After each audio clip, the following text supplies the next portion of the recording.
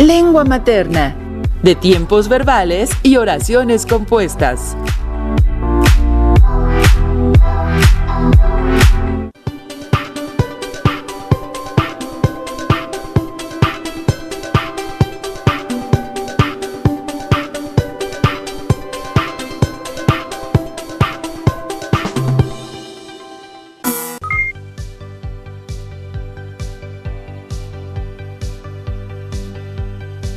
Bienvenidos todos y todas a la estrategia Aprende en Casa 3. Esperamos que esta sesión sea muy enriquecedora. Soy Enrique Rodal y me da mucho gusto compartir este espacio con la profesora Irma Uribe García. Alumnas y alumnos, bienvenidos a Aprende en Casa 3. En esta sesión abordaremos contenidos relacionados con la asignatura Lengua Materna 3. Nuestra sesión se titula De tiempos verbales y oraciones compuestas. El aprendizaje esperado que estudiaremos es: elabora informes de experimentos científicos utilizando adecuadamente el vocabulario técnico, los tiempos verbales y la concordancia sintáctica. Asimismo, el propósito en el que centraremos nuestras actividades y análisis será analizar tiempos verbales en oraciones compuestas. Los materiales que vamos a utilizar en esta sesión son su siempre confiable cuaderno, su bolígrafo, libro de texto. Y les sugiero que en la medida de lo posible tomen notas y registren las dudas, inquietudes o dificultades que surjan durante el planteamiento de las actividades que realizaremos. Estas las podrán resolver después de la sesión al consultar su libro de texto o al reflexionar en torno a los retos que se propongan antes de concluir esta sesión. Así que, sin más preámbulo, ¡comencemos! Profesora, tengo una duda. Cuando escribimos, ¿podemos usar los tiempos verbales como queramos? Tu pregunta es muy amplia. ¿Por qué te surgió la duda? Bueno, el otro día una prima mía que estudia secundaria me pidió ayuda para revisar su informe de experimento científico. Muy bien por tu prima. Es importante darnos el espacio para revisar nuestros textos. Yo también lo hago. Pero, ¿me estabas contando? Sí, no se preocupen. El caso es que estaba leyendo con ella y me enseñó lo siguiente que había escrito en su introducción. Si queremos planear una dieta para balancear la cantidad de energía que nos proporcionan los alimentos y la cantidad de energía que gastamos en las actividades diarias y el trabajo que realizamos, será necesario conocer cuánta energía nos proporciona cierta cantidad de alimento. Cuando yo leí esto, me preguntaba si no sería mejor de la siguiente manera. Lo que hice fue reemplazar el verbo será por el verbo es para leer si queremos, es necesario en lugar de será. ¿Y por qué querías hacer el ajuste? Porque me di cuenta que el primer verbo queremos está en presente y me di cuenta de que será está en futuro. Y como son dos oraciones que están relacionadas, es decir, que son oraciones compuestas, tienen que ir, yo creo, en el mismo tiempo, ¿no? Pues debo decir que hiciste un análisis muy fino, casi como un especialista de la lengua. Tu intuición no era mala, pero déjame te digo que al hablar o escribir podemos tener casos donde se pueden utilizar diferentes maneras para expresar lo mismo y todas pueden ser adecuadas. Justo como en el ejemplo que me mostraste, tu prima y tú tienen razón. Pero entonces, si las dos formas están bien, ¿quiere decir lo mismo? No, y eso es lo interesante. Eso suena complicado. A ver, en las dos oraciones estoy usando el mismo verbo, el verbo ser. Solo estoy cambiando el tiempo verbal. Sí, y ese cambio sutil genera un cambio de significado.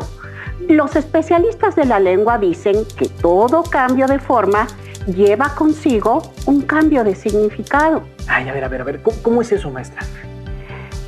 Lo que quiero decir es que si cambias, por ejemplo, el tiempo verbal o el orden en el que están las palabras en una oración, el significado cambia. aunque uses las mismas palabras o dejes los mismos verbos. Regresemos a tu ejemplo para que lo veas con calma. Recortemos un fragmento del párrafo solo para fijarnos en la parte donde estabas ayudando a tu prima. Observa la opción que escribió tu prima. Si queremos planear una dieta, ¿será necesario? Y contrástala con la alternativa que propusiste. Si queremos planear una dieta, es necesario. Si no mal recuerdo, mencionaste que lo había escrito en la introducción del informe del experimento que estaba redactando. ¿Me puedes decir qué diferencias se encuentran entre las dos maneras? En la primera siento que pone será porque aún no hace el experimento. Y en la opción que le di me da la impresión de que planteó una necesidad. Es decir, que el experimento nos permitirá aclarar la suposición que tenemos. Muy bien. Observaste cómo, aunque parecen idénticas las maneras de expresar el mismo hecho, en realidad hay ligeras diferencias. Sí, pero ¿cómo me ayuda eso a escribir mejor? Por ejemplo, un informe de experimento científico. Pues te da más recursos para hacerlo y que se vuelva interesante. ¿Qué pasaría si en la panadería a la que siempre vas solo hubiera un solo tipo de pan? Bueno, pues seguramente me aburriría y buscaría otra donde tuviera más variedad. Lo mismo pasa con los textos. Cuando tenemos más recursos para escribirlos, nos volvemos más interesantes. Y para hacerlos más interesantes, es necesario escribir y pensar sobre lo que escribimos. Entonces eso quiere decir que debemos tener muy claro lo que queremos transmitir. Hace un momento hablamos sobre las oraciones compuestas, pero creo que nos ayudaría si nos diera una explicación un poquito más amplia. Una oración compuesta es la unión de dos o más oraciones simples que se enlazan para expresar una descripción, argumento, explicación o conclusión. Se les llama oraciones compuestas. Este tipo de oraciones pueden utilizarse en casi todos los textos que redactemos, así que también las localizamos en los informes de experimentos. Vamos a leer un ejemplo que encontré en el libro de mis alumnos de tercer grado, en donde realizan un experimento con el que quieren demostrar cómo el cigarro daña los pulmones. Enrique, por favor, ¿me apoyas leyendo los objetivos que plantean? Claro que sí. Con este informe se darán cuenta de que el humo del cigarro es nocivo para la salud, ya que contiene muchas sustancias tóxicas, algunas venenosas que contaminan el ambiente. El párrafo que conforma parte de los objetivos tiene 4 verbos: darán, es, contiene y contaminan. Por tanto, es una oración compuesta. En una oración compuesta hay 2 oraciones o más que se enlazan mediante nexos o signos de puntuación. Profesora, cuando leí el ejemplo me di cuenta de que, todos los verbos están conjugados. ¿Solo hay oraciones compuestas con verbos conjugados? No, también puedes tener oraciones compuestas con verbos en infinitivo, gerundio o incluso participio. Aunque en esta sesión nos centraremos en las que tienen verbo conjugado, porque son las que nos muestran la relación entre los tiempos verbales. También sé que el español tiene múltiples conjugaciones. De pronto parece algo muy complejo esto de ver la relación de los tiempos. Además, los nombres, la verdad es que luego me confunden. ¿Qué es eso de pretérito pluscuamperfecto? ¿Qué te parece si vemos la siguiente información para recordar algunos puntos claves sobre los tiempos? Claro, profesora, vamos a verlo. La conjugación verbal del español es amplia. El español cuenta con 3 modos verbales que nos indican la actitud del usuario ante lo expresado. Cada modo posee distintos tiempos. Para nombrarlos, se emplean 2 nomenclaturas o estilos. Uno llamado terminología académica, que es la que emplean las academias de la lengua española en sus obras, y otro que popularizó el poeta, filólogo y político venezolano Andrés Bello en su obra Gramática de la lengua castellana, destinada al uso de los americanos, escrita en 1847, obra aún imprescindible en los estudios sobre la lengua española. En el modo indicativo hay un total de 10 tiempos: 5 simples, presente, pretérito imperfecto o copretérito, pretérito perfecto simple o pretérito, futuro simple o futuro condicional simple o postpretérito. Los tiempos compuestos del indicativo son pretérito perfecto compuesto o antepresente, el pretérito pluscuamperfecto o antecopretérito, el pretérito anterior o antepretérito, el futuro compuesto o antefuturo y el condicional compuesto o antepostpretérito. En el modo subjuntivo, por su parte, hay 6 tiempos. 3 de ellos son simples: presente, pretérito imperfecto, pretérito y futuro simple o futuro. Por su parte, los tiempos compuestos son pretérito perfecto compuesto o antepresente, pretérito pluscuamperfecto o antepretérito y futuro compuesto o antefuturo. Finalmente, el modo imperativo solo se usa en tiempo presente.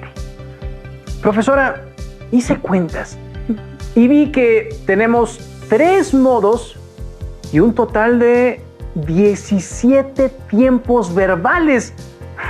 Es cierto, aunque no se usan todos al escribir informes de experimentos.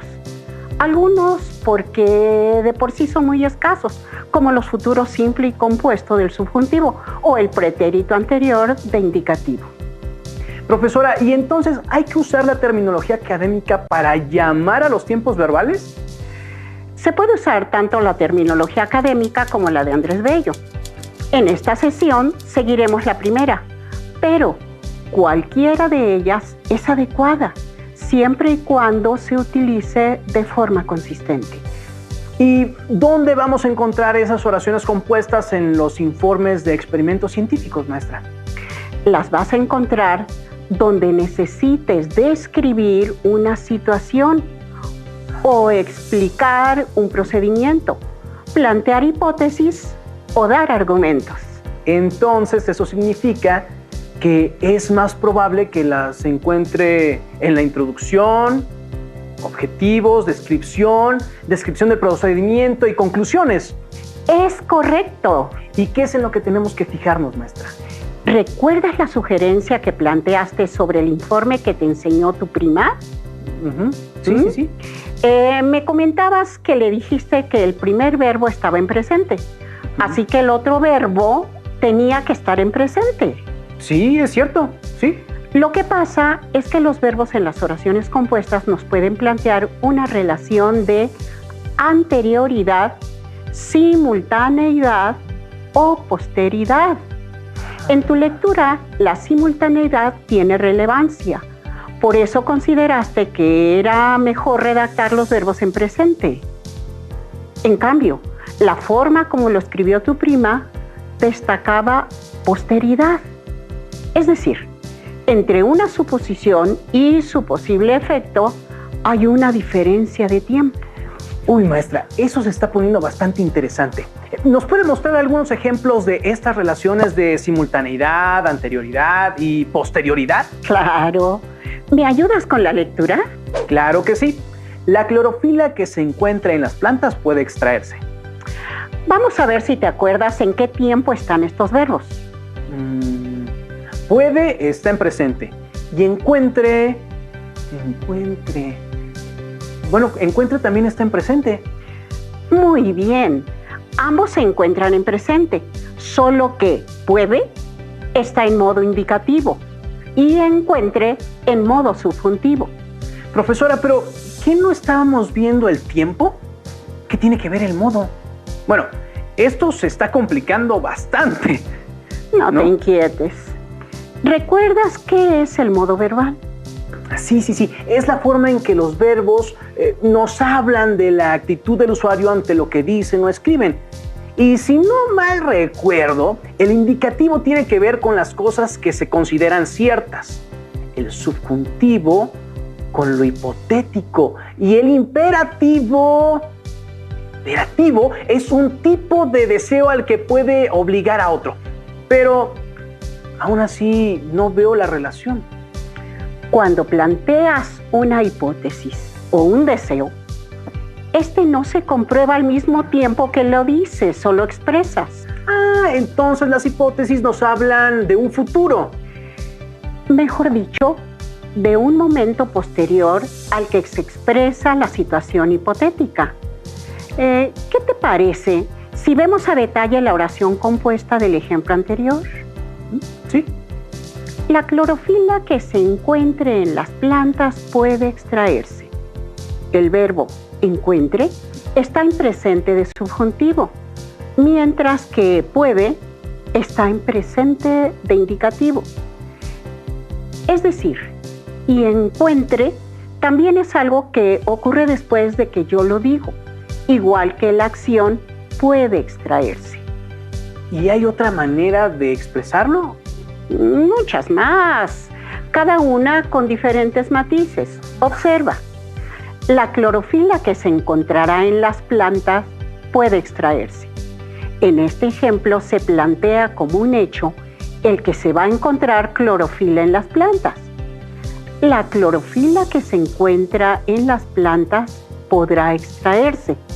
Aquí planteo como un hecho actual el que las plantas tienen clorofila y que esa clorofila que tienen actualmente será extraída cuando se realice el experimento. El experimento también da la impresión de ser algo que, con mucha seguridad, se realizará en un futuro. La clorofila que se encuentra en las plantas puede extraerse. Aquí también destaco que la planta tiene clorofila y cambié el grado de certidumbre al usar un verbo en presente. Me parece que ya voy entendiendo. Es decir, dependiendo del grado de certeza que tenga sobre lo que quiero escribir en mi informe, puedo variar los tiempos. Precisamente, cuando se expresa una oración compuesta, la decisión de qué tiempo utilizar está en la función de A, el grado de certeza sobre el hecho. El indicativo nos muestra mayor certeza, pero también el verbo importa. Por ejemplo, un verbo en futuro es más incierto que uno en presente o el pasado, porque el futuro no lo conocemos.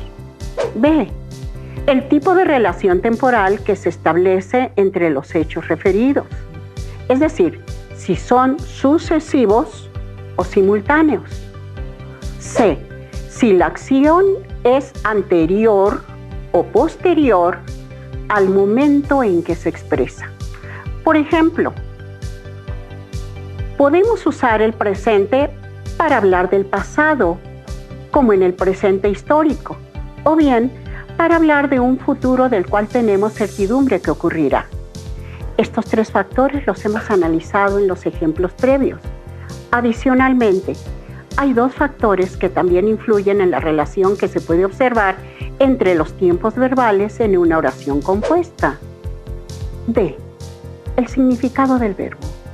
E, el tipo de oración compuesta. ¿Y cómo influye el significado del verbo y el tipo de oración, maestra?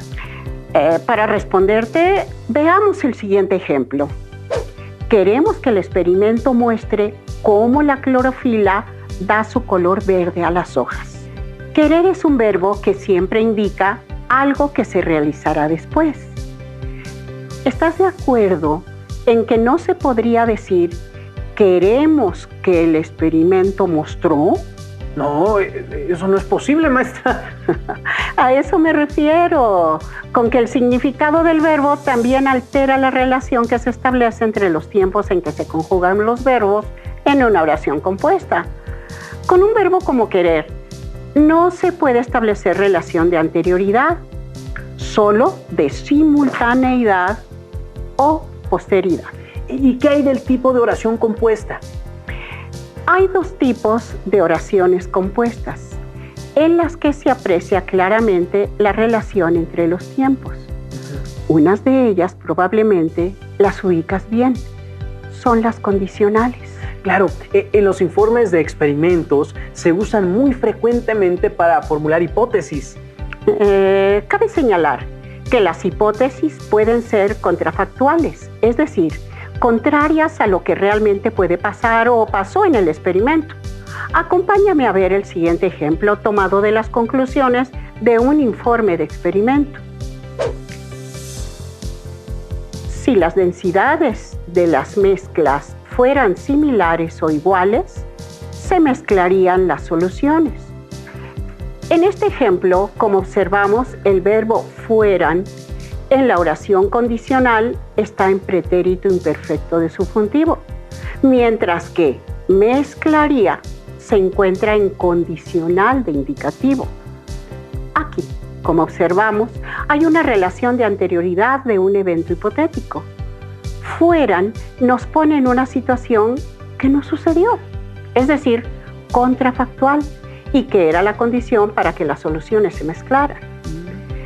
Por su parte, mezclarían depende de que ocurra la primera acción. ¿Y puede cambiar la condición al pasado?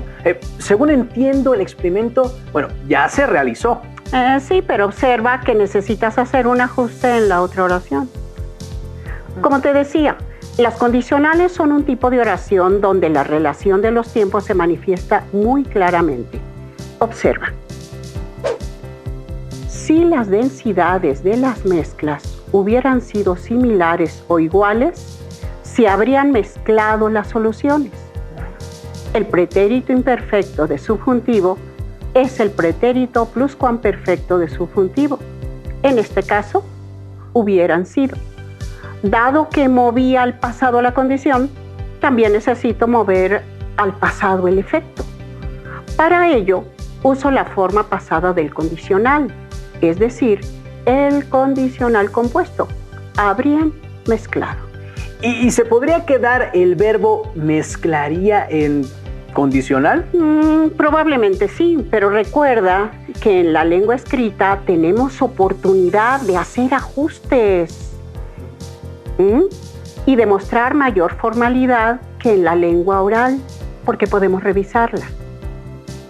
Por último, esta relación también se observa en un tipo de oración compuesta llamada sustantiva de objeto directo. Profesora, solo de oír el nombre creo que ya se me olvidó todo lo que hemos visto. De hecho, las usamos todos los días y a todas horas, tanto al hablar como al escribir. Mejor vayamos al ejemplo para que te acuerdes. No creímos que fuera necesario comprobar el tiempo. La parte que aparece destacada es la oración sustantiva de objeto directo, creer. Es un verbo que requiere de un objeto directo, es decir, de un complemento en el que recaiga la acción de creer y la oración cumple con esa función. Así es que se llama oraciones sustantivas de objeto directo. Tenía razón, profesora. Ya que la vi, me resulta realmente conocida. Aunque no sé si las y los alumnos o yo nos aprenderemos ese nombre. El nombre es útil, pero mucho más que puedas identificar estas oraciones y cómo se vinculan los tiempos. Regresemos al ejemplo que estábamos viendo. No creímos que fuera necesario comprobar el tiempo.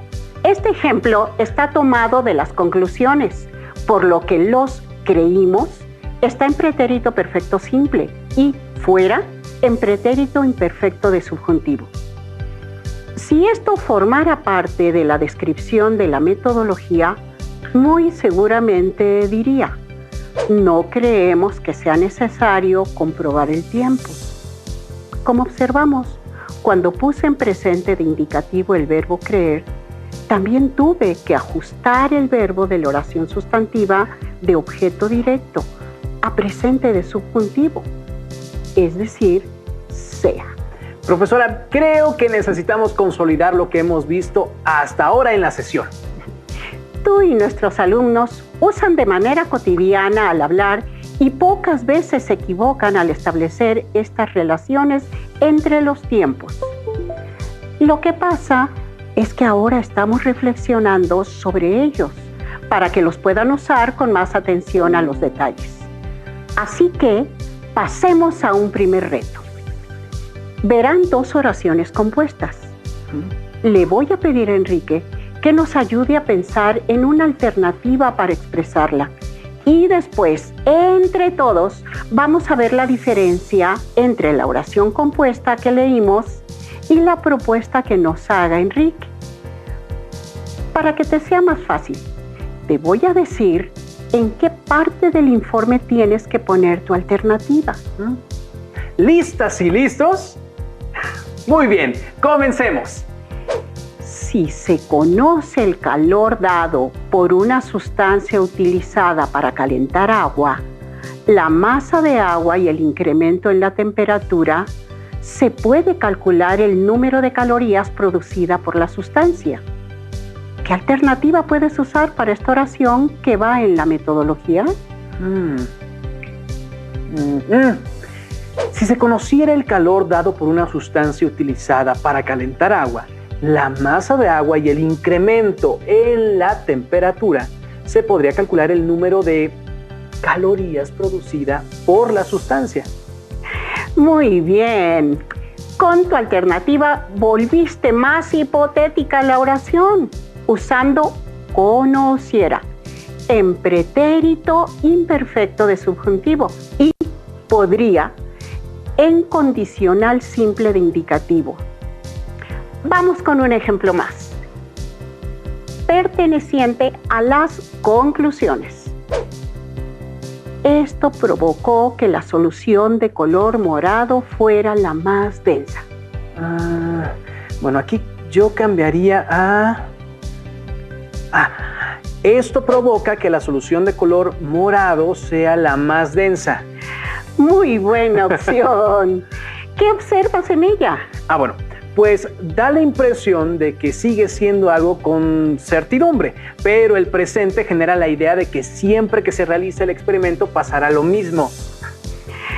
Yo no lo podría haber explicado mejor.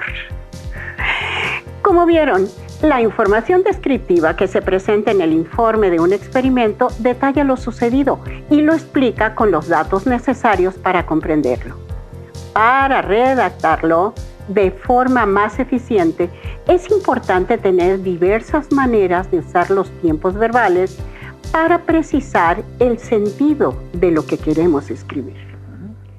El reto final es que busquen el ejemplo de informe de experimento que tiene su libro de texto. Elijan un párrafo, identifiquen las oraciones compuestas y subrayen los verbos. Identifiquen el modo y tiempo en que están conjugados y reflexionen sobre el sentido que ofrecen los verbos en las oraciones compuestas. Muy bien, hemos terminado. Muchas gracias por acompañarnos. Agradezco a la maestra Irma Uribe por dirigirnos en esta sesión y esperamos vernos pronto en Aprende en Casa 3.